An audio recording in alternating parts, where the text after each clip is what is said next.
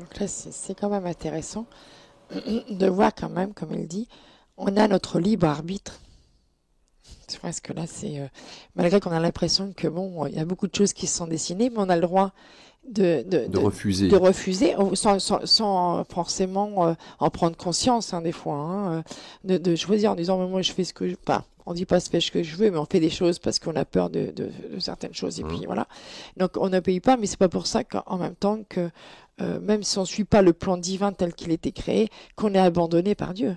Non, jamais. Jamais, on n'est jamais abandonné par Dieu. Mais c'est ce qu'il dit. Si on n'accepte pas la facilité là de ce qui nous est proposé, ça c'est bien reviendra. ce que tu dis, la facilité. Oui. En même temps, c'est Toujours, la facilité. Oui, c'est toujours dans la réaction pure, sans le petit ego, le petit mental qui vient mettre son frein. Tout à fait. Mais s'il y a l'ego qui vient et qui dit non, je veux pas. C'est là qu'il y a la difficulté, puis qu'il y a les épreuves qui arrivent. Et de plus en plus difficiles. Tout à fait. Donc, d'une certaine manière, on récolte ce que l'on sème. Oui. Donc, il faut bien que ce soit lui qui sème. Voilà. On sait que ce sera toujours positif. Il y a, à un moment donné, Peter qui est amené à quitter Horn pour aller du côté d'Édimbourg, et puis il fait une rencontre avec un homme qui s'appelle Rock, qui s'appelle en fait R. Ogilvy Crombie, donc surnommé Rock. Alors cet homme a développé, on va dire, certaines facultés, notamment de communiquer avec les Devas. Il aura un rôle important à jouer puisqu'il va contribuer avec Dorothy notamment à développer ce réseau de communication avec les Devas. Et Rock a une particularité autre, c'est que il a eu l'occasion de parcourir différents endroits dominés par les forces obscures. Et que la plus grande partie de son travail spirituel est de transformer ces forces en forces de lumière. Alors, Aileen apprend à connaître Rock et ça la laisse un peu perplexe.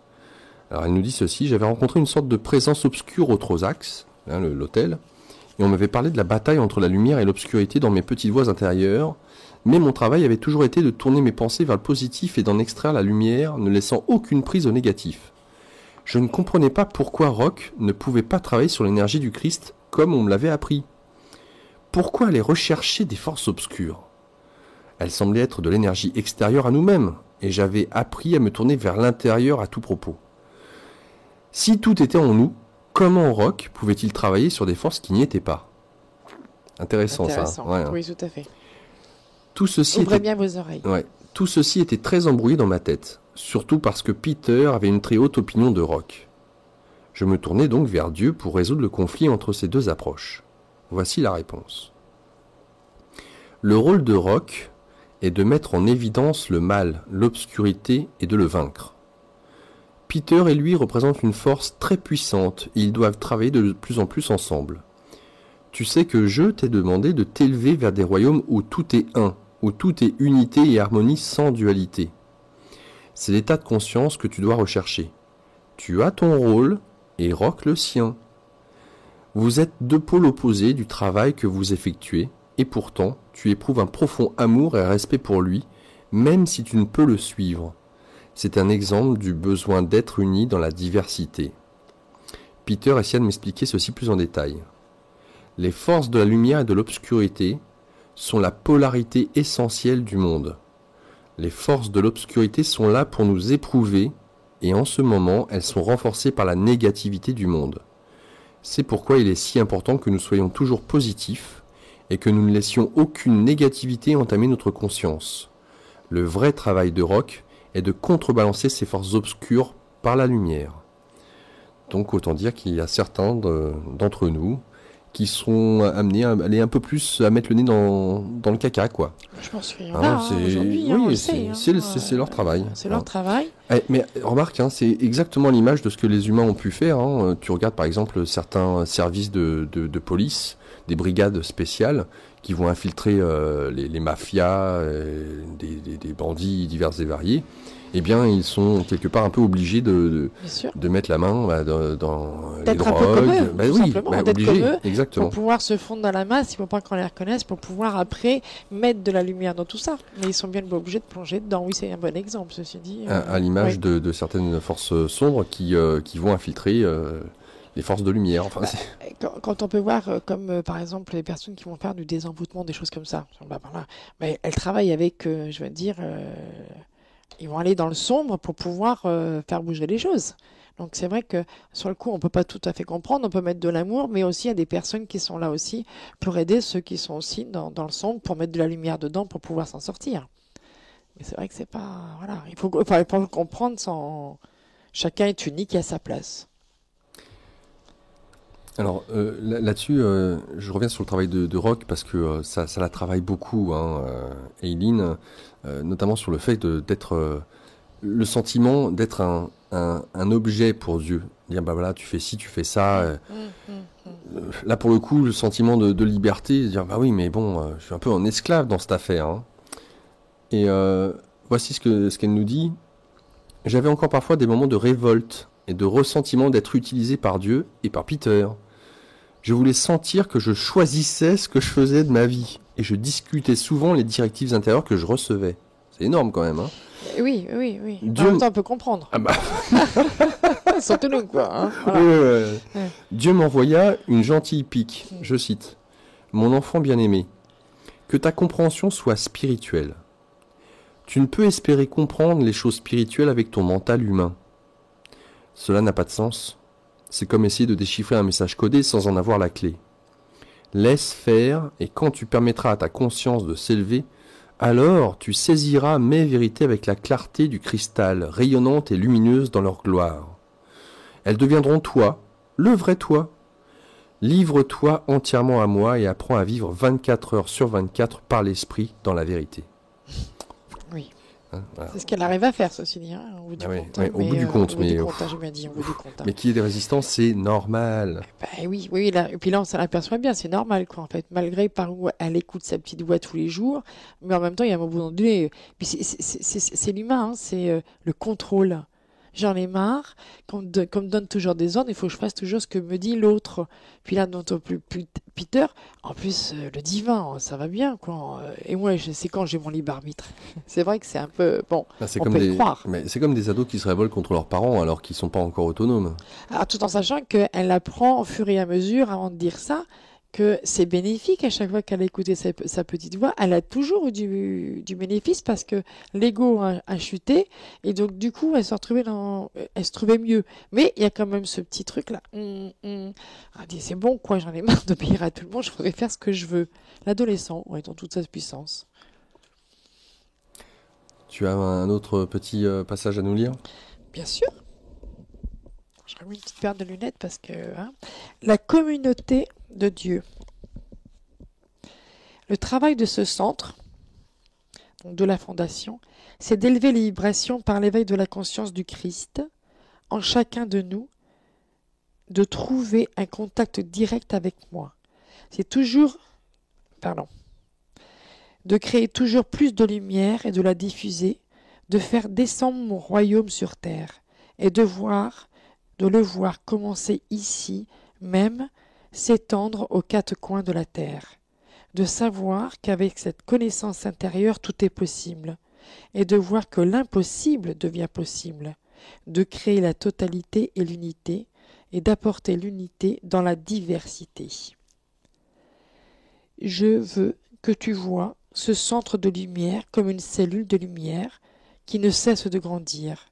Cela a commencé avec une famille, c'est maintenant une communauté, cela deviendra un village, puis une ville, et enfin une grande ville, une grande cité de lumière. Cela va progresser par étapes et se développer très rapidement, grandit avec. Les fondations sont extrêmement profondes et solides. C'est pourquoi peu importe à quelle vitesse ce centre va se développer et quelle taille il va prendre.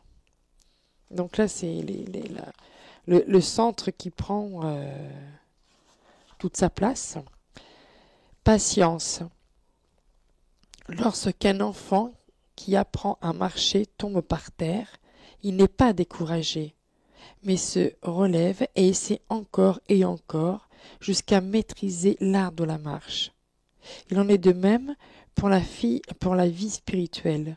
Ne laisse jamais d'apparence défaite te décourager d'avancer sur le chemin spirituel. Si tu tombes, relève-toi simplement et essaie à nouveau. Ne te contente pas de t'apitoyer sur ton sort et de dire que tu n'en peux plus, que la vie est trop difficile. Ton attitude doit être une certitude intérieure absolue.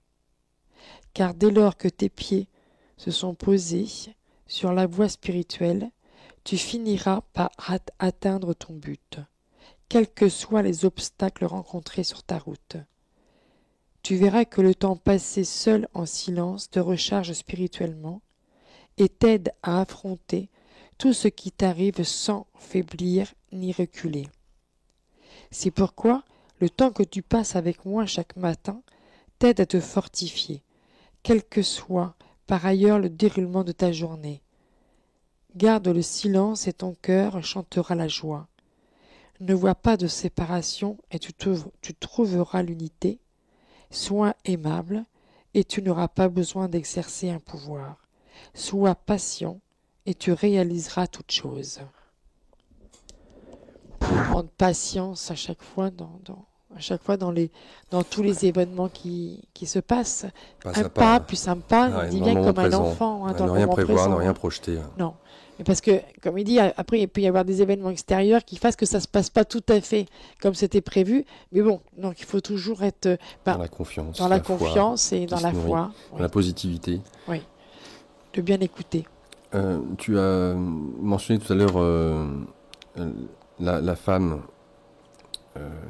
qui était une Libye. Oui. Donc, une amie de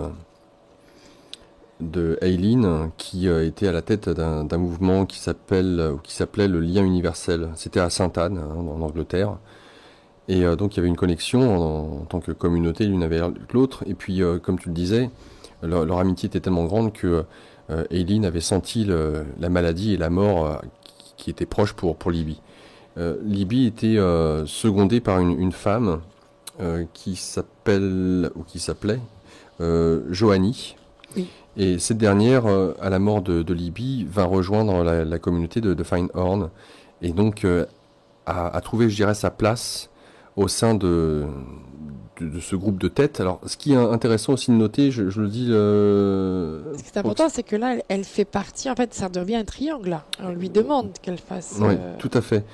À nouveau, un nouveau triangle. Un nouveau triangle. Alors, c'est plus China, là, pour le coup, mais c'est Joanie qui trouve à prendre cette place-là. Et ce qui est important, c'est que... Alors, il est mentionné, là, on est à peu près le soir de Noël 1967, voilà. Il y a une petite voix intérieure qui demande à Joanie, Aileen et Peter d'aller à un endroit particulier pour on va le dire, officialiser d'un point de vue énergétique leur triangle. Et là, il a commencé quand même pour Aileen en même temps des difficultés, encore une fois, à se retrouver avec une autre femme présente, proche de son homme. Et autant elles s'entendaient bien toutes les deux, il n'y avait pas de souci entre Aileen et Joanie, mais d'un autre côté, il a été difficile d'être dans cette foi, dans le fait que peut-être Peter serait interpellé par Joanie, qu'il y aurait Moi, peut-être... Je l'ai entendu encore différemment dans le sens où elle découvre peut-être l'amour inconditionnel. Elle parle de cet amour effectivement que Peter a aussi avec Joanie et que c'est pas facile de comprendre ça, mais elle s'aperçoit c'est de l'amour qu'elle a elle vis-à-vis de Joanie, que c'est vraiment un amour très très fort et c'est vrai que là elle a peur, bah oui, effectivement, par rapport à ce qui était déjà survenu auparavant, ces difficultés, que Joanie, que Peter plutôt tombe amoureux de Joanie, d'autant plus que bon, comme Aileen était un peu distante par rapport à Peter, puisqu'elle se levait le matin, après elle arrive à coucher dans la caravane tout simplement de Joanie. Donc, elle ne couche plus avec son mari, avec Peter, pour pouvoir justement méditer et être toujours, se reposer aussi en même temps. Et puis être toujours là quand le divin lui demande, cette petite voix lui demande, puisque cette petite voix lui demande d'être là jour et nuit quand même, d'être toujours présente dès qu'il a besoin. Donc, elle couche là-bas et c'est vrai qu'elle se dit, mais est-ce qu'il n'y a pas tombé amoureux de quelqu'un d'autre, de Joanie, il y a cet amour qui est si fort. Et en même temps, je pense que ça lui apprend quand même après qu'elle a dépassé ça. C'est vraiment là, on sent que c'est quand même ces trois-là, l'amour inconditionnel. C'est comme si que dans leur amour, il n'y avait pas plus d'amour pour Peter que pour Joanie. En fait, c'était vraiment, je sais pas comment toi tu le ressens, mais vraiment c'était quelque chose une cellule. Oui, tout à fait, mais bon, il est légitime que, enfin, ce que je voulais mettre en exergue, c'est que Eileen, avec ce qu'elle avait vécu avec Bien sûr. le triangle, avec Sheena, et des doutes, encore une fois, surtout sur le fait que peut-être Peter tombe amoureuse de cette femme, et que ça puisse, on va dire, mettre un frein à l'union que qu'Eileen avait avec Peter. Bah, je veux dire que Parce quand que on est c'est amoureux, c'est légitime, toujours hein. Ouais. la peur que l'autre tombe amoureux de quelqu'un d'autre et puis de se retrouver seul. Et puis voilà, quoi, ça c'est un peu. Bah, je pense que c'est légitime pour tout le monde, hein. Euh, Ils ont quand même mis, au bout de 5 ans, ils étaient 12. Et donc, problème de place. Et donc, ils décident de pouvoir accueillir d'autant plus de monde, mais il faut plus de bungalows pour le coup. Donc, il y a l'idée de construire des bungalows et d'accueillir des caravanes qui se font à l'esprit. Et voici un petit peu là, pour le coup, l'importance de la cohésion au sein du groupe pour faire advenir des éléments extérieurs, que sont les bungalows, et de la foi qu'il faut avoir à acheter à acheter des bungalows alors qu'on n'a pas encore les moyens financiers pour le faire. Donc le saut dans le vide, hein. La confiance que nous pouvions avoir dans l'art de la manifestation était essentielle à cette étape de construction de la communauté. Nous n'avions toujours pas de revenus et toute expansion était faite dans une foi absolue. Un matin, j'attendais que Joanie m'emmène en ville, je me tenais derrière son bungalow, regardant le massif de broussailles et de décombres lorsque je perçus mentalement la vision précise et claire de 7 bungalows entourés de cèdres, de jardins, d'arbres et de fleurs.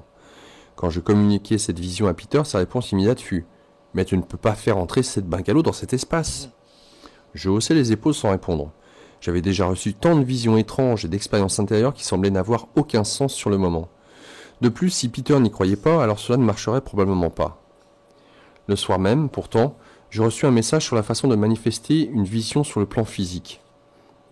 Je cite « Je te donne une vision claire, par exemple celle de ces 7 bungalows, et ton mental les voit, clairement imprimés. Maintiens cette vision, fixe la photo avec un fixatif pour la rendre permanente et travaille à partir de là. Maintenant, vois ces 7 bungalows dans leurs positions respectives, sans t'inquiéter de qui va les acheter. Cela viendra. Vois la beauté du lieu et sa perfection, et sache que c'est là le début d'une grande expansion. Tout se manifestera sous ma direction. » Fin de citation. Peu de temps après, 2 caravanes qui se trouvaient à la lisière de cette zone furent déplacées. Peter put mesurer l'espace et me dit « Tu avais parfaitement raison, il y a de la place pour 6 autres bungalows derrière celui de Joanie, mais d'où vont-ils venir ?» Je ne sais pas, mais ma petite voix intérieure recommande de garder cette vision vivante, afin qu'il se manifeste. Nous nous préparâmes donc à les manifester. Les emplacements furent marqués et les buissons d'ajoncs nettoyés. Le propriétaire du terrain de caravaning était très heureux de tout ce qui améliorait l'aspect des lieux. Il nous laissa faire, bah oui, c'est clair, hein. Grande joie. Bah ouais. Puis quelqu'un proposa de déverser un chargement de remblai pour combler les creux et établir une base plus solide pour construire. Quand Hale et Ross Stewart entendirent parler de notre projet de bungalow, ils voulurent acheter le premier. J'avais reçu la vision le 28 janvier 68 et le dimanche de Pâques, le 14 avril, 3 d'entre eux étaient déjà construits et meublés. Anthony Brooke, Monica Parrish achetèrent le second pour la Fondation universelle. Le troisième fut payé par un de nos très proches amis qui voulait nous offrir un bungalow pour loger toute la famille. Mais comme nous avions un besoin urgent de place pour les visiteurs, Peter décida de rester où nous étions, de façon que le bungalow puisse les accueillir. Oui, voilà, c'est vraiment donner sa vie pour les autres, hein. Ouais. Pendant ce temps, la nécessité d'un sanctuaire devenait d'une extrême importance. La petite caravane de Naomi, qui nous avait si bien servi pendant des années, était devenue bien trop petite pour notre communauté grandissante, et c'était clair que le moment était venu de manifester une construction adaptée à la méditation et au moment de recueillement. Je maintenais présent dans mon esprit la vision que Dieu m'avait donnée d'une simple construction en bois de cèdre. Malgré cela, c'était long à venir. Comme la plupart de nos visiteurs avaient déjà auparavant fait partie de cercles spirituels, beaucoup d'entre eux étaient très sensibles à d'autres royaumes et recevaient leur propre forme de petite voix intérieure. Peter adorait écouter les messages des sensitifs et des médiums, et dès qu'ils arrivaient, il les amenait toujours à l'endroit désigné pour le sanctuaire, les encourageant à lui communiquer leur vision. Cela ne m'inquiétait pas, puisque ma propre petite voix intérieure était vraiment claire et explicite.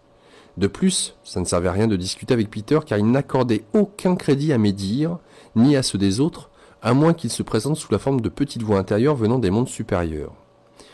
Chaque fois donc que Peter me faisait part de la vision reçue par une de ces personnes, d'un sanctuaire avec un sanctum intérieur et extérieur, ou avec un dôme de verre pour laisser passer la lumière, ou même avec un trou dans le sol pour laisser passer les énergies de la Terre, je ne disais rien. Je maintenais l'image d'une structure toute simple, sans extension ni trou dedans ou dehors, et je laissais les autres s'enthousiasmer avec leur vision. Je savais qu'elle ne marcherait pas, mais j'avais une personnalité trop timide et trop peu sûre de moi pour oser exprimer mon opinion.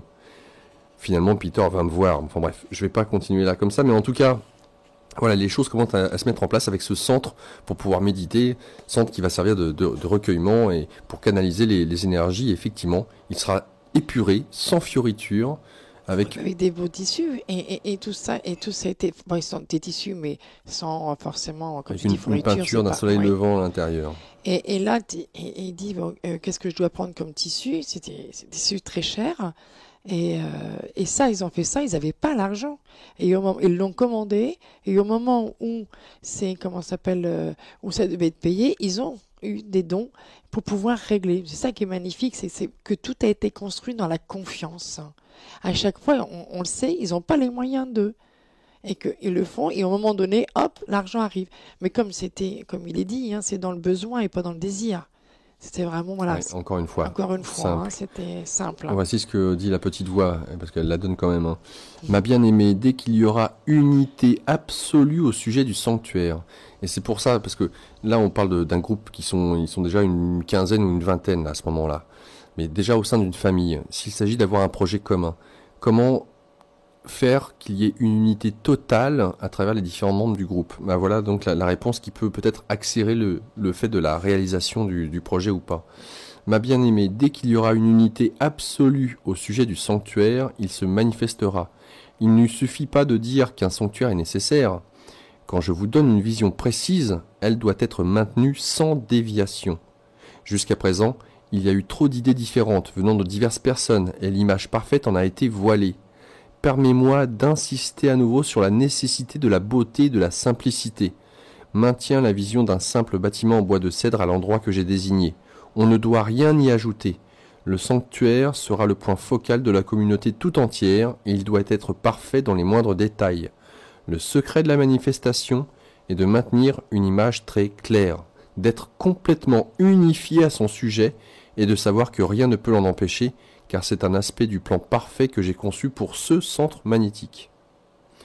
Tout doit être agréable à l'œil, tout doit être harmonieux, tout doit s'accorder à la perfection. Cependant, ce qui est le plus cher n'est pas nécessairement le mieux. Ne vous laissez pas influencer par les prix quand vous choisissez quelque chose. Ressentez profondément en vous, en étant convaincu, ce qui est juste. Ensuite, allez de l'avant et faites-en l'acquisition. Ne tenez pas compte du coût. Rappelez-vous ce que j'ai dit au sujet de la beauté, de la simplicité, et ne vous laissez pas embarquer dans quelque chose d'exotique. Si vous avez un doute, restez calme et laissez-moi vous révéler ce qui est correct.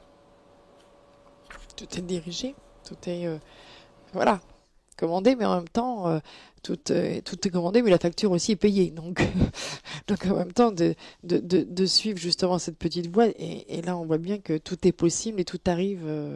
Quand c'est juste que tout arrive, qu'il n'y a pas besoin de se prendre la tête, qu'en fait, c'est vraiment... Mais là, comme tu as dit, dans l'unité, que tout le monde soit d'accord. Si quelqu'un qui est en désaccord... bah oui, forcément. Donc, fausse note, désharmonie. C'est pas possible, désharmonie. Et donc, énergétiquement, forcément, ça peut plus se produire. Et ça met donc plus de temps. Oui. D'ailleurs, une fois le sanctuaire terminé, les mots qui vont être gravés sur la porte du sanctuaire. Que la paix soit sur tous ceux qui entrent en ce sanctuaire qui est le mien. Puisse ma paix descendre sur vous, puisse mon amour vous remplir, vous emplir, puisse ma lumière guider chacun de vos pas, mettez de côté l'ancien et devenez neuf dans mon esprit. Donc ça, le sanctuaire fut achevé le samedi de Pâques 1969. Il n'y a pas encore la cuisine là. Non, pas encore. elle va venir parce que tout ce beau monde. Ça commence à prendre il y a de la place et puis il faut faire à manger, mais il nous faut de la place aussi pour pouvoir créer tous ces repas. Et là, ils se nourrissent de leurs légumes, hein, ils se nourrissent de leur propre jardin, de leur ce qu'ils propre font. jardin. Et c'est des végétariens, ils ne mangent pas de viande. Donc, et il a dit il mettait beaucoup de pommes de terre justement il faisait des plats, mais il y avait toujours la pomme de terre qui accompagnait. En tout cas, donc ils accueillent toutes sortes de personnes, donc des écrivains, des comédiens. Ils font régulièrement des mises en scène.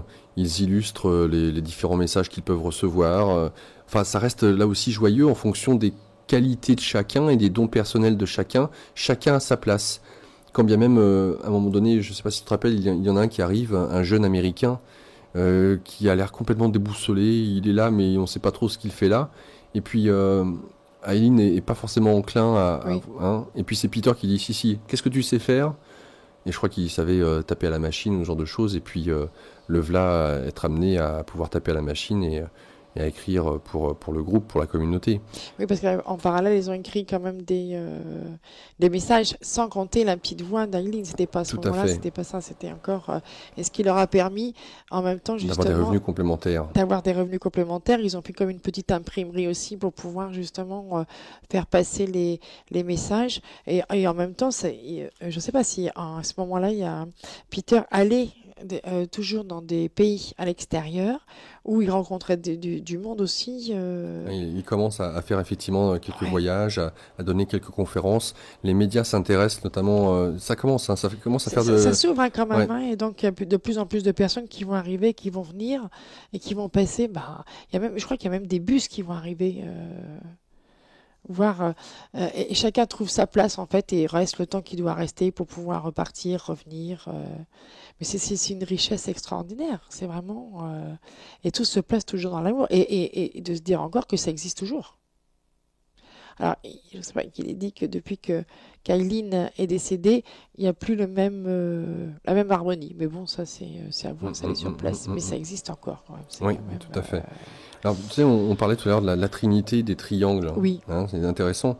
Et notamment, voici un des messages, je trouve intéressant. Tout cela fait partie de mon plan. Les fondations de lumière ont été établies, puis les fondations de sagesse. Et maintenant, les fondations d'amour sont posées. Ce sont les dernières les plus importantes. J'ai besoin de 3 personnes pour ancrer ces pouvoirs immenses. Des triangles au sein des triangles. Élevez-vous dans ma lumière divine, au-delà de tout ce qui est personnel. Ouais, Et on obtient un mandala, hein, des triangles dans les triangles.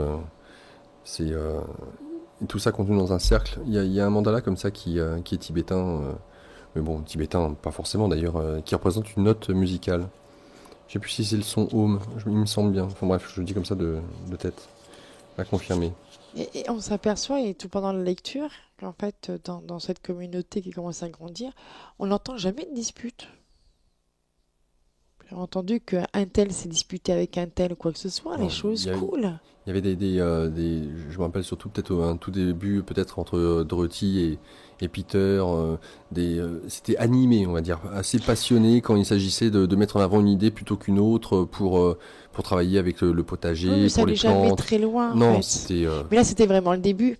Mais après, dans la communauté, on n'entend pas, enfin, Aileen ne nous fait pas part qu'il y a des choses dramatiques qui sont, au contraire, ça coule quand même, ça. Et puis les gens viennent ici, rien que pour ça, ils ne repartent pas des fois parce que ils ont trouvé justement leur havre de paix ici, hein. Donc, il y a il y a une belle harmonie quand même, hein, dans ce- Et on doit maintenant apprendre un petit peu, aborder en tout cas ce qui a trait aux relations sexuelles ou aux énergies sexuelles, si je puis dire. Parce que là aussi, Peter est toujours dans cet élan, dans cette attitude, hein, avancée, droit devant, et du charisme qu'il a, de l'énergie yang qu'il a, amène là aussi dans ce trio avec Joanie à remettre un peu les choses en place. Et Lynn nous dit ceci: quand je me tournais au fond de moi pour être éclairé sur ce qui se passait, je reçus. Peter doit comprendre, donc c'est en rapport avec l'énergie sexuelle, hein. Oui. Peter doit comprendre qu'il détient une grande force et qu'il doit apprendre à la diminuer quand il est en contact intime avec toi. Sinon, tu risques un complet déséquilibre. Tu dois l'y aider, car il ne réalise même pas la toute-puissance du pouvoir qu'il possède, et il peut parfois en user sans y prendre garde et sans considération. Un amour profond et une grande compréhension vous sont nécessaires pour garder l'équilibre. De plus, tu passes par des changements qui bouleversent toute ta composition de ta nature. Dieu me dit également, « Ma bien-aimée, tu peux être complètement unie à moi à tous les niveaux sans même me voir ou me toucher physiquement. C'est l'amour divin. Tu te demandes si deux êtres humains peuvent réaliser cet amour et atteindre cette complète unité sans rapport sexuel ? Je peux t'assurer que c'est possible, mais cela appelle une compréhension profonde et une grande consécration. C'est quelque chose de nouveau pour vous. Vous pouvez apprendre à vous élever au-dessus de la relation sexuelle et pourtant garder entre vous ce flot d'amour si puissant, car il est vital que l'amour ne s'arrête pas de couler. Sans amour, le travail serait complètement mort. Mais ce qui est intéressant, c'est que, ça c'est sa petite voix, mais elle nous dit que Peter ne fut jamais d'accord sur ce point. Mais voilà, donc il y avait aussi ces désaccords. Hein. Ouais, bien sûr. Mais ça leur a pas empêché de continuer et d'avancer. Mais c'est vrai que bon, c'est pas c'est des désaccords, mais en même temps, c'est un homme.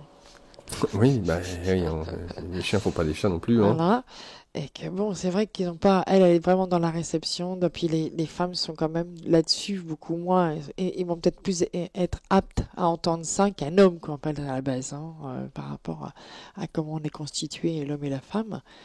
Et que bon, Eileen, déjà, elle faisait déjà presque chambre à part, entre guillemets, a été dévouée au divin. Donc bon, cette partie-là, c'était quand même moins important pour elle.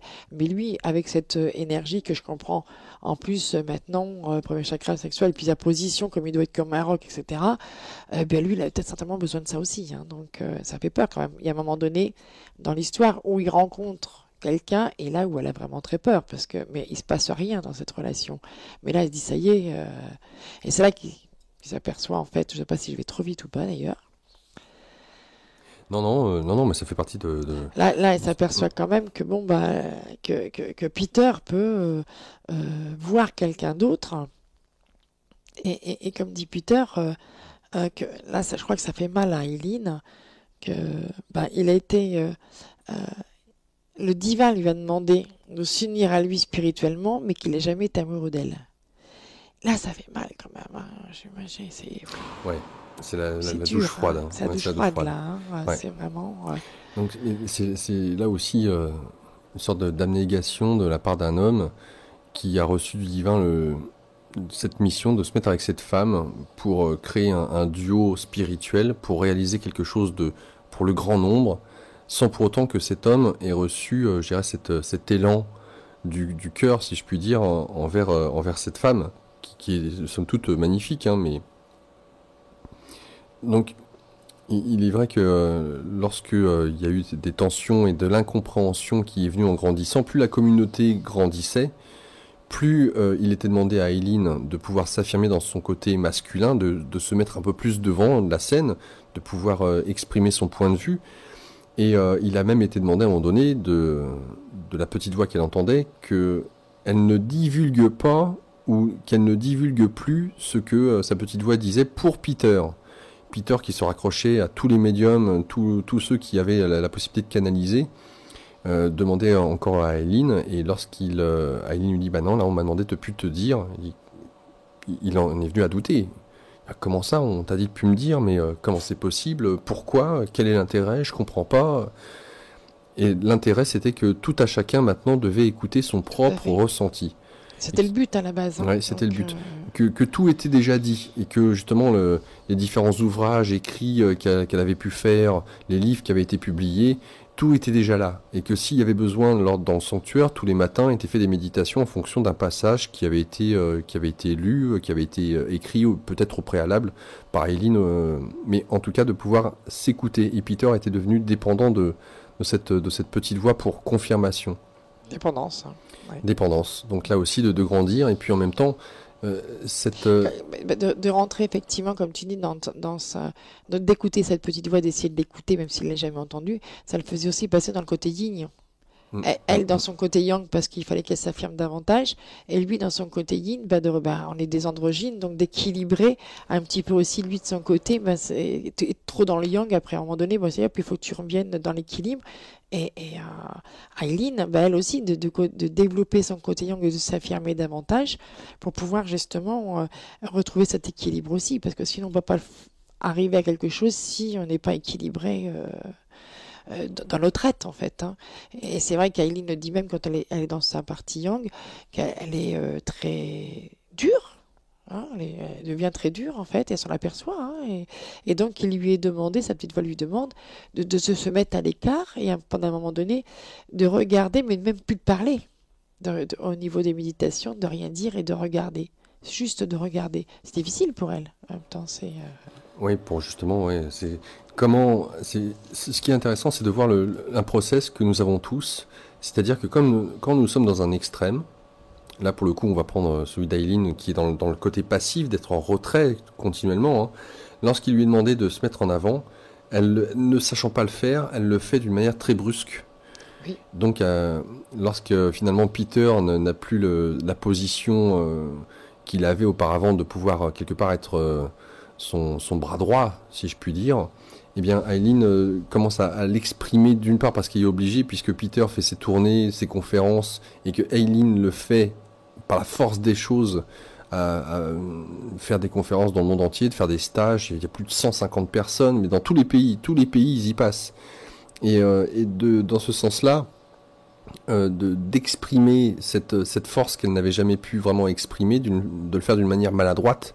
Donc on va d'un côté du prisme au sens opposé directement, et le but du jeu c'est comme quelque chose qui oscille de droite et de gauche pour petit à petit trouver un juste mesure, trouver un juste équilibre, mais que cela demande du temps.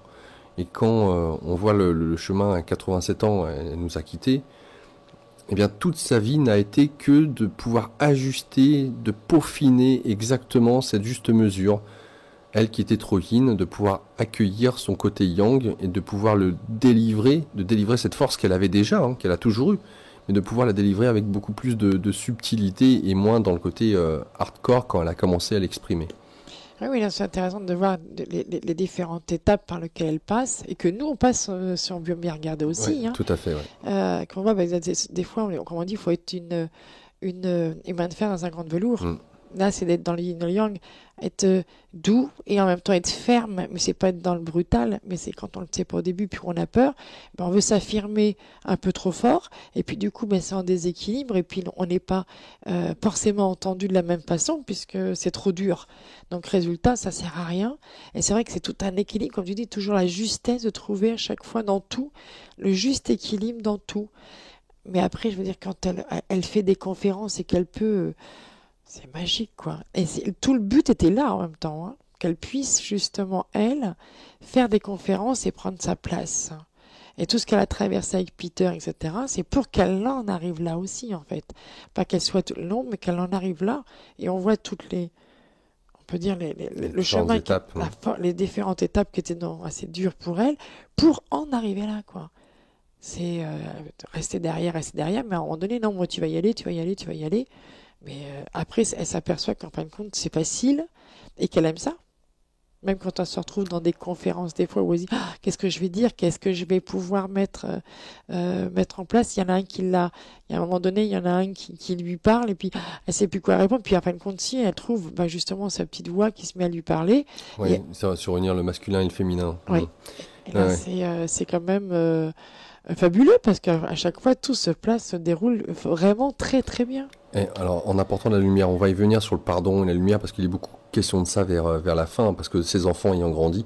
Mais je voudrais juste revenir sur cet équilibre du yin et du yang, parce que Peter, ayant été foncièrement dans son côté yang dans son début de vie, n'avait pas donc aimé Aileen, vraiment, il y avait eu cette ouverture de cœur envers elle. Il a eu l'occasion de vivre avec une autre femme, d'avoir un autre enfant avec une autre femme, Peter. Et ce qui est intéressant, c'est de constater qu'à un moment donné, c'est lui qui restait à la maison et s'occupait de son enfant, qui s'occupait des couches. Donc d'être foncièrement dans le yin, pour le coup. Oui, non, mais de prendre cette place et oui, de la tester pour tester le yin, ce que c'est, pour pouvoir après revenir. Parce qu'après, il se retrouve avec Aileen. C'était un passage qui était très difficile, là. Parce que quand elle apprend qu'il est amoureux de quelqu'un d'autre, et puis après de pouvoir passer au-dessus de ça, pour pouvoir justement le voir après, lui parler, dire lui pardonner, mais en fait, à fin de compte, il n'y a rien à pardonner, mais c'est vrai que c'est quand même quelque chose qu'il fallait faire en même temps, hein. Et puis après, elle l'a appris à aimer même sa compagne, et même aimer son enfant. Mais c'est vrai que là aussi, là, on s'aperçoit qu'autant qu'elle, il fallait qu'elle passe du côté yang, que lui, il fallait aussi qu'il aille trouver à l'extérieur cette partie yin et d'être avec cette femme-là, d'être à la maison pour pouvoir apprendre aussi cette partie yin et que ensemble, ils pouvaient plus le trouver, ça, en fait. Et comme tu disais tout à l'heure, c'est justement, comme il était comme un roc qui devait faire ce qu'il avait à faire, avec Aileen, il n'avait pas ouvert son cœur. Et il le dit d'ailleurs, Aileen le dit. Ouais, il s'était pas occupé de ses enfants, il était tout le temps dans l'action, de s'occuper de la communauté, de s'investir pour les autres. Mais donc même pas pour ses enfants. Finalement, il les croisait, il rentrait le soir, il voulait pas forcément parler, il regardait la télé, hein, c'est ce que dit Aileen. Hein. Donc cette communication entre eux deux, de toute façon, était très ténue. Il le faisait, si je puis dire, pour le bien de la communauté, mais pas dans cet élan forcément de communiquer pour eux. Quand t'as commencé pendant des années à être comme ça, c'est difficile après de changer. De changer de place. En même temps, je pense que c'est presque devenu même impossible, quoi. Et que ils se connaissaient tellement qu'arrive à un moment donné, ben il faut peut-être ça pour pouvoir justement qu'ils apprennent à passer les changements, ces fameux changements, pour passer à autre chose. Autant pour elle, et elle le dit, elle bien, que c'est vraiment, ça lui a appris beaucoup de choses et qu'elle est contente, hein, d'avoir vécu ça, hein, que Peter était là pour la monter, pour le faire voir certaines choses et puis vice versa. Et lui, il pouvait pas ouvrir son cœur à ce moment-là et qu'à un moment donné où là, il a pu l'ouvrir pour pouvoir passer à autre chose. C'est vrai que là, on se dit la vie quand même, surtout elle, qui comprenait pas dans le sens où vous êtes ensemble pour faire quelque chose, c'est le divin qui vous a mis ensemble, puis après voir une séparation qui se met avec quelqu'un d'autre, et après il a encore eu une autre femme, difficile au départ à accepter, hein. Mais bon, c'est... Chaque chose avait son utilité, oui. Encore une fois. D'ailleurs, même pour Aileen, qui, elle, donc avait la non-possibilité de pouvoir voir ses enfants, à moins que ces derniers le désirent à leur maturité, à leur majorité du moins, pardon, elle avait tenté de pouvoir raisonner Andrew en lui écrivant différents courriers. Et elle nous dit ceci, quand j'écrivais à Andrew, il répondit avec dureté que pour lui j'étais morte et n'existais plus. Les enfants ignoraient que j'essayais de rester en contact avec eux et croyaient peut-être que je les avais oubliés. J'ai renouvelé mes tentatives jusqu'au moment où je reçus une lettre d'un avoué. Si je continuais, je serais poursuivi dans le tribunal. J'étais si en colère et pleine d'amertume que mon cœur se ferma presque complètement. Quand je me tournai vers Dieu pour lui demander de l'aide, je reçus « Maintiens un flot constant d'amour vers les enfants. C'est vital, car sans amour, il ne leur sera pas possible de briser leur chaîne. Garde Andrew dans ton cœur. » Alors Andrew donc étant son ex-mari, on le rappelle. Je t'ai promis que tu les retrouverais en temps voulu. Si tu suis simplement la petite voix intérieure que je t'envoie. Fais-moi confiance. Tiens bon dans la foi et sois très patiente. Que ton cœur reste calme et regarde comme mon doigt dessine une voie claire et parfaite à travers tout ce qui se présente. Sache que le meilleur est promis à chacun d'eux. Andrew y compris. Garde ton cœur ouvert, quelle que soit ta souffrance, et laisse cet amour couler vers eux tous. Ils ont un très grand besoin d'amour et l'amour triomphera. Alors, c'est là où je redonne cette dernière phrase. Hein. Garde ton cœur ouvert, quelle que soit ta souffrance, et laisse cet amour couler vers eux tous. C'est vrai que dans notre vie au quotidien, quand on a le sentiment que notre cœur saigne, qu'on souffre, de vouloir barricader, verrouiller en disant plus jamais je ne souffrirai. Et pourtant, ce qui nous est invité à faire, c'est de laisser ouvert. Oui. Oui, parce qu'après, du coup, si on ferme notre cœur, il nous arrive plein de catas, et puis on n'arrive plus à communiquer avec l'autre. Et c'est vrai que c'est toujours dans cet amour que tout s'ouvre et tout est possible. Et là, on le voit bien qu'elle a toujours gardé cet amour, et même après, son mari, Oui. sur son lit de mort, Même. lit la lettre Ouais. qu'elle lui a envoyée. Ouais. C'est quand même, là, on s'aperçoit quand même que c'est extraordinaire. Donc, bah oui, quand on est dans l'amour, tout est possible. Tout est juste. Et chacun de ces enfants ont eu quand même euh, ont retrouvé leur mère, même si au départ il y a eu des difficultés, il y a eu un petit peu normal, hein, Ouais. quand les enfants peuvent se sentir abandonnés, c'est normal qu'ils puissent réagir un peu durement avec la mère, mais à chaque fois sa petite voix lui disait attention, reste dans l'amour, ne te fâche pas contre elle, voilà, et au fur et à mesure après les choses se sont arrangées au fil des années, parce Au que fil des années, oui. au fil des années là on peut Ah ouais, dire, hein, ah parce ouais, que ouais. quand même ça s'est pas fait du jour au lendemain, Pas, hein. pas du jour au lendemain, non, effectivement. Et je crois que son plus beau, son plus beau témoignage vivant, c'est pour ses 81 ans, je crois. 80 ans, 80 ans. où tout le monde s'est réuni. Tous ses enfants sont réunis.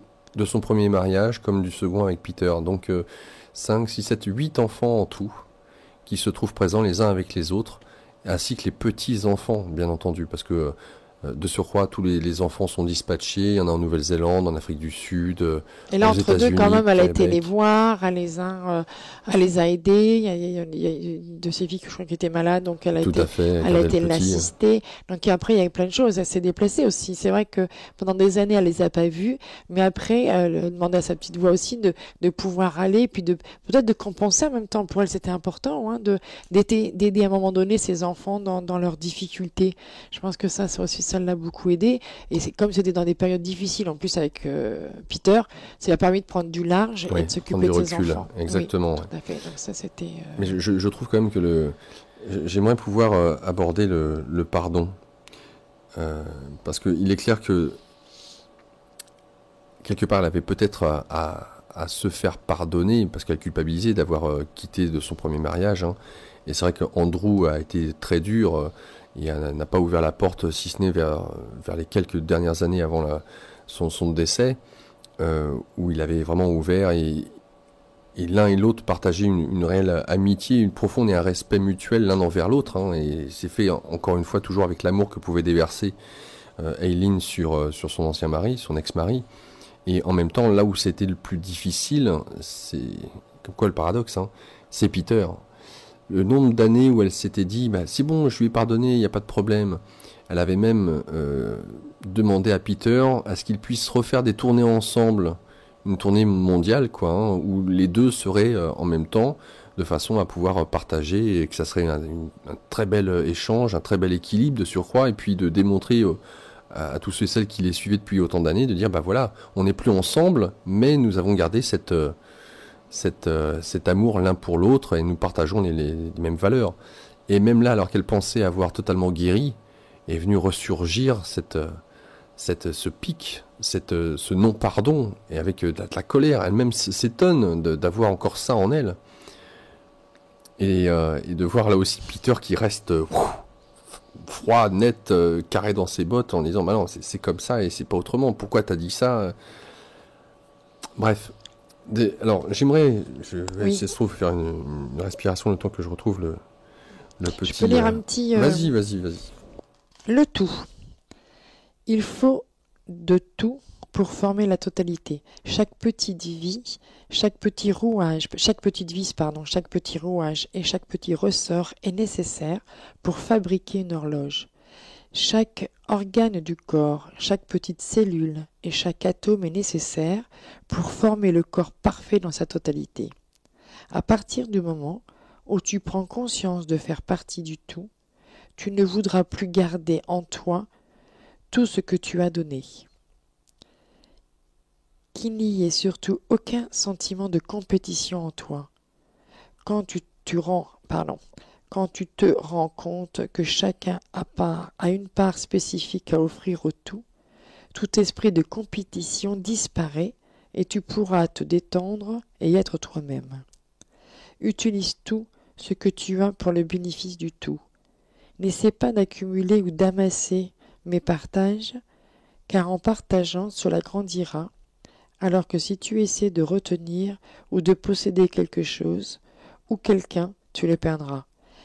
C'est la foi, et si tu la vis, tu verras qu'elle est partout en œuvre autour de toi. Lorsque toutes les âmes donnent ce qu'elles ont de meilleur, le poids et la responsabilité ne retombent plus sur les épaules de quelques-uns. La charge est allégée pour tout le monde jusqu'au jour où ce n'est plus une charge mais une vraie joie et un vrai plaisir. Surveille ton attitude et contribue à la joie, à la marche paisible du tout. De rejoindre le tout. Joie. Le fruit de l'esprit est la joie.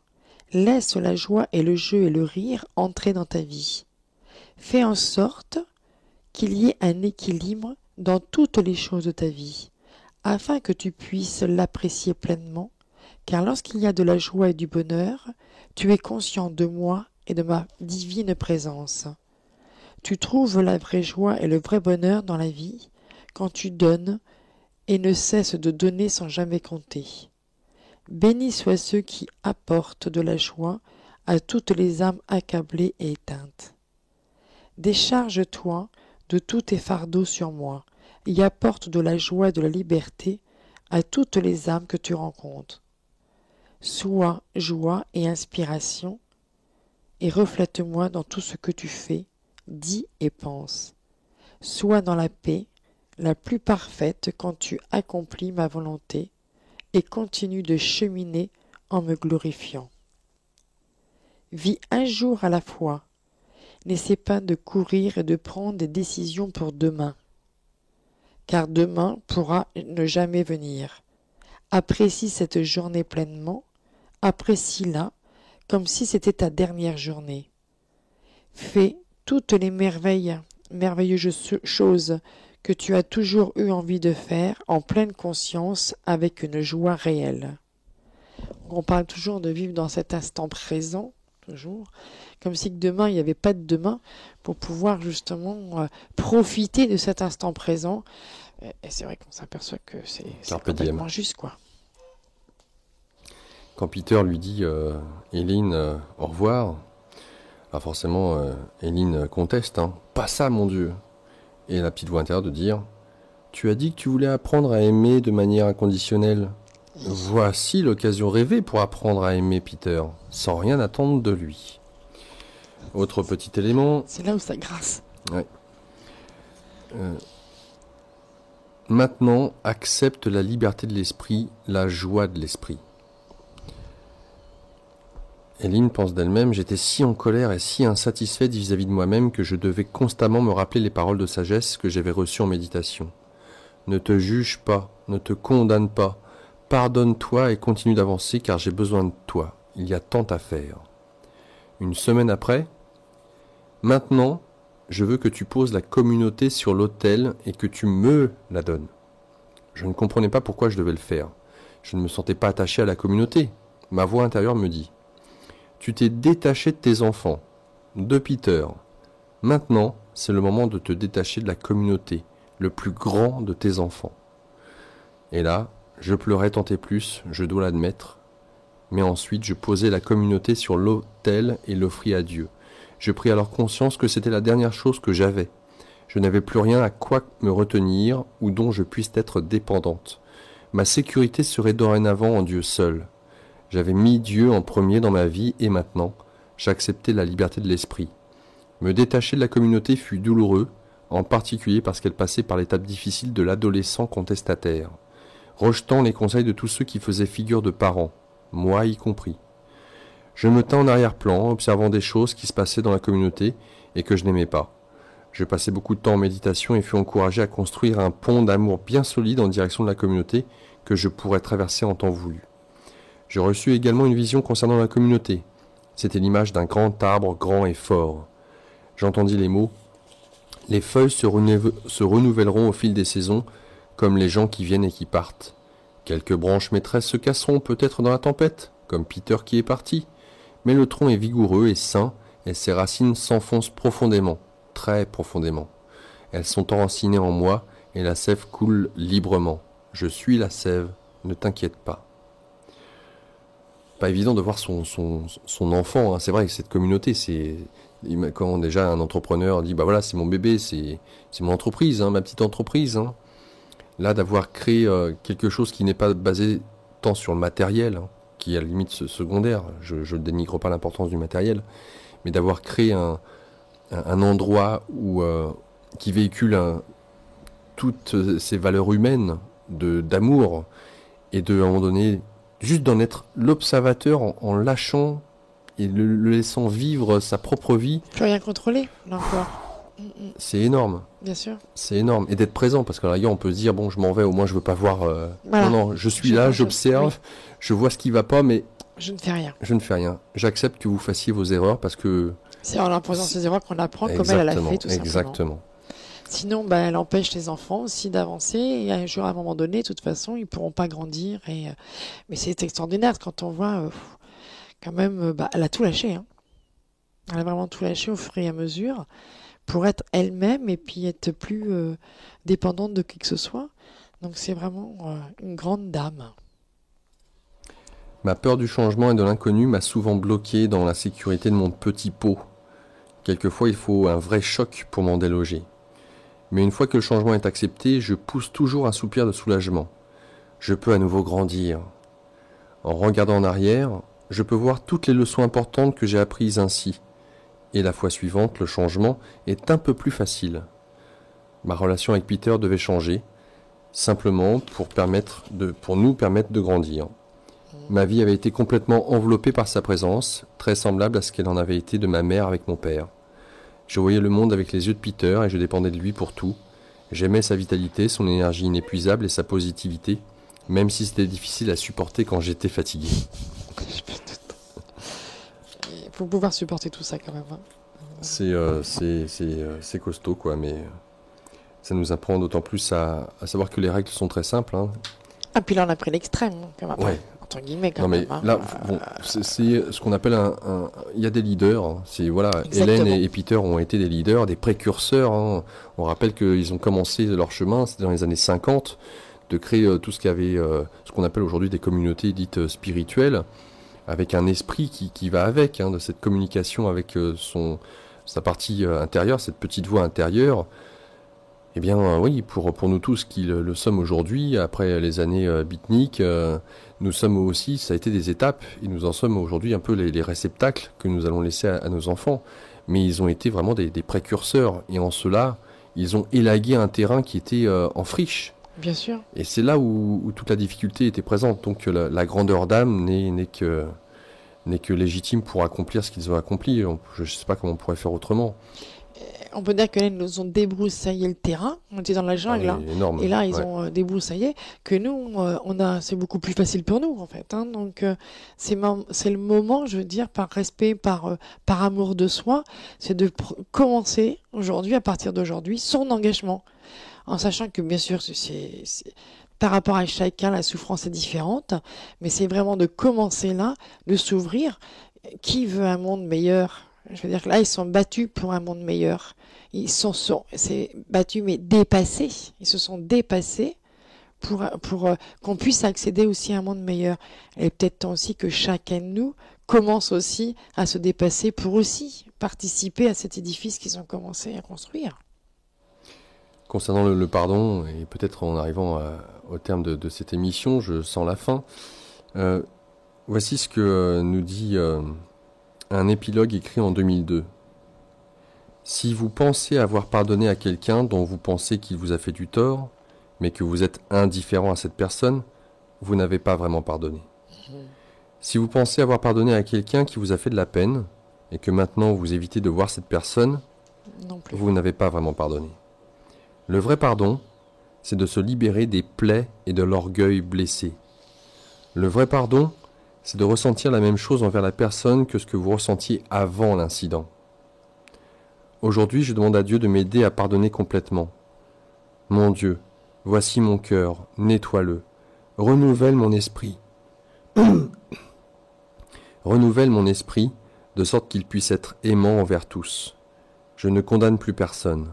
Je laisse travailler l'amour de Dieu en et à travers moi pour pardonner et oublier complètement. C'est juste.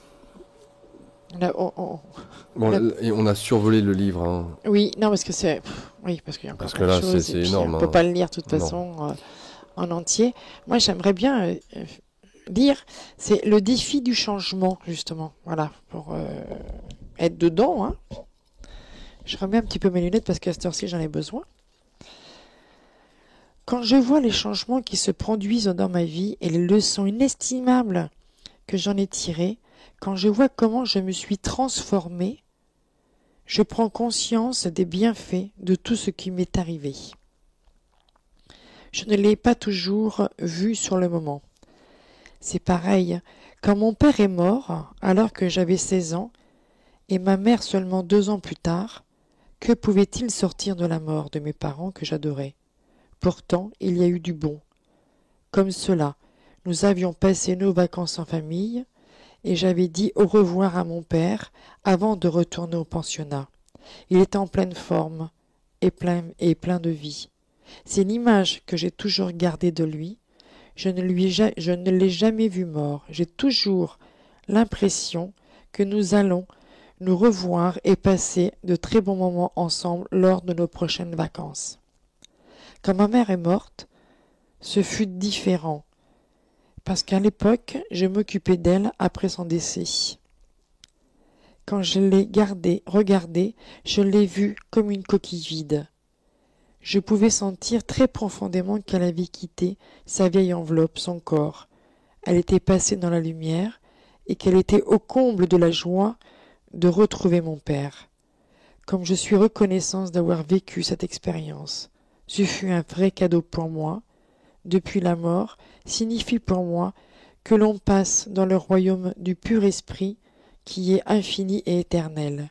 C'est retourner à la source de toute création. Un autre changement important qui s'est produit quand je me suis mariée à 21 ans et que j'ai eu 5 enfants. Mon mari était dans la Royal Air Force et nous déménagions tous les 3 ans. Cela pouvait dire tout le temps s'adapter à de nouveaux pays, à de nouvelles situations, à de nouvelles personnes. Qu'est-ce que cela m'a appris? C'est que tous ces changements m'ont apporté qu'il faut être souple et savoir que tout peut changer en un clin d'œil. Au fur et à mesure, on s'aperçoit qu'à chaque fois, même après la mort de son père, qu'à chaque fois, les changements, ça l'a aidé, en fin de compte, à avancer et à faire ces changements. Même là, quand elle dit, juste quand elle est avec Andrew, qu'elle déménage tous les 3 ans, ça l'a appris à être souple, comme elle dit, qu'il faut être souple et de savoir changer. Il faut changer en un clin d'œil. Et quand on voit ce qu'elle a fait après, c'était nécessaire. C'est vrai que c'est plus facile, ouais. Elle a été déjà formée à ça. Formée à ça tout au début. Tout au début, ouais. Même par rapport à sa mère et à son père, de comprendre la mort et ça l'a fait passer quand même dans beaucoup de choses. Au bout de 14 ans de mariage, mon mari et moi avons divorcé. Je me suis remariée et j'ai eu 3 autres enfants. Quand ils ont été grands et qu'ils sont partis étudier à l'université, je me suis retrouvée pour la première fois depuis des années à ne plus avoir à m'occuper d'eux. Puis quand mon deuxième mari est parti, c'était comme si plus personne n'avait besoin de moi et je me suis sentie très seule. J'avais été une mère, une femme au foyer pendant plus de 40 ans et l'idée même de sortir de ce schéma me terrifiait.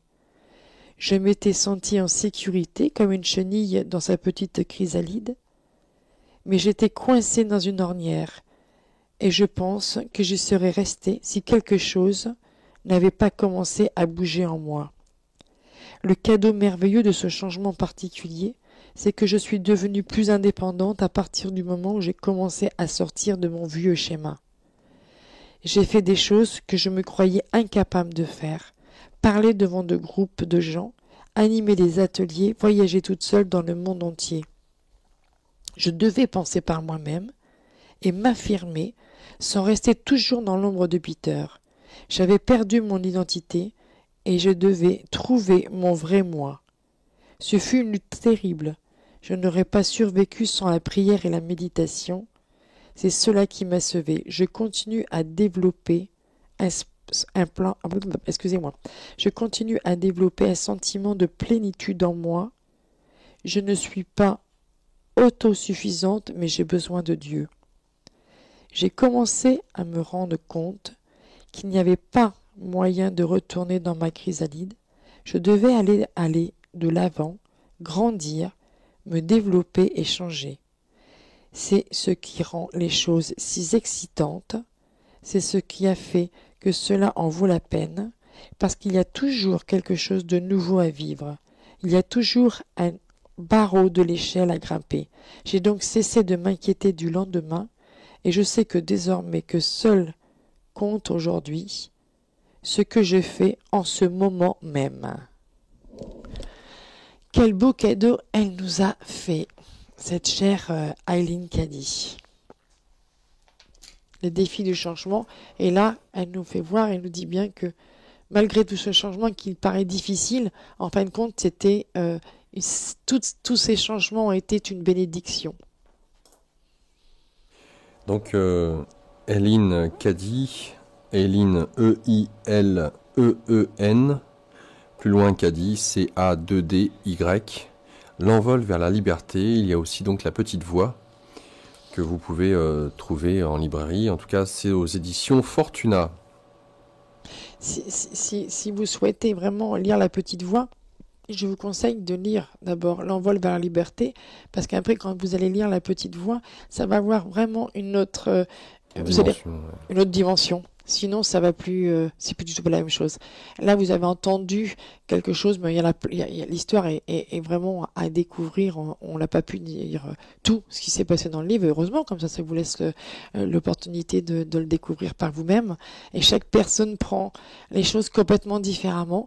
Moi, je l'ai donné à plusieurs personnes à lire, et j'ai eu des retours. Et c'est très intéressant, justement, les différentes réactions.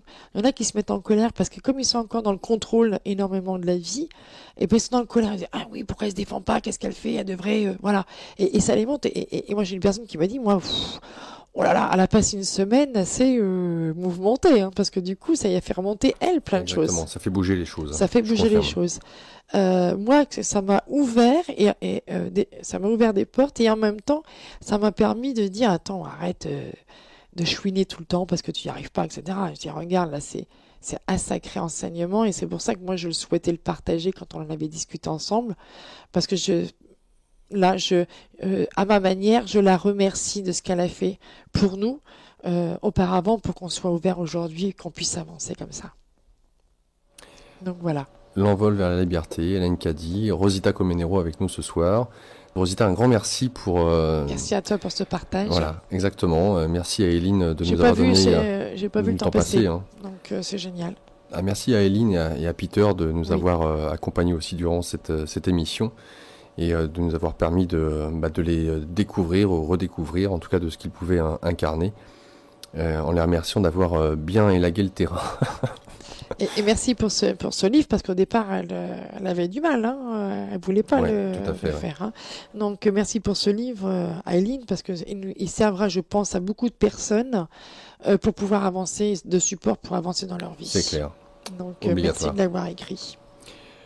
Je te souhaite un bon retour dans tes pénates. Merci. Un bon week-end. Merci, toi aussi. Bon, on se voit bientôt de toute façon. Et on se voit bientôt. Au revoir. Au revoir Rosita.